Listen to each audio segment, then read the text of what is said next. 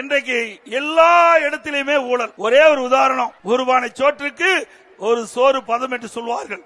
இன்றைக்கு மதுரை மாநகராட்சியில 150 கோடி சொத்து வரியில ஊழல் செய்யப்பட்டதாக, முறைகேடு நடந்ததாக திமுக அரசாங்கம் இன்னைக்கு பல்வேறு தரப்பு, அனைத்து இந்திய அண்ணா திராவிட முன்னேற்ற கழகம் கட்சி, இப்படி பல கட்சிகள் ஆர்ப்பாட்டம் செய்த விளைவு இன்றைக்கு வேறு வழி இல்லாம திமுக அரசாங்கம் அதிலே ஆய்வு செய்யப்பட்டு அந்த முறைகேடுகள் நடைபெற்றதாக அவர்களே ஒத்துக்கொண்டு பல அதிகாரிகள், மாநகராட்சியிலே பணிபுரிந்த பல அதிகாரிகள் இன்றைய தினம் சிறையிலே அடைக்கப்பட்டிருக்கின்றார்கள். அதே போல திமுக மண்டல குழு தலைவர்கள் 5 பேர் ராஜினாமா செய்திருக்கின்றார். நிலைக்குழு உறுப்பினர் 2 பேர் ராஜினாமா செஞ்சிருக்கிறாங்க.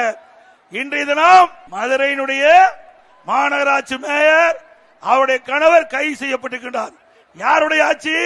திமுக ஆட்சி. யார் ஊழல் செய்தது? திமுக.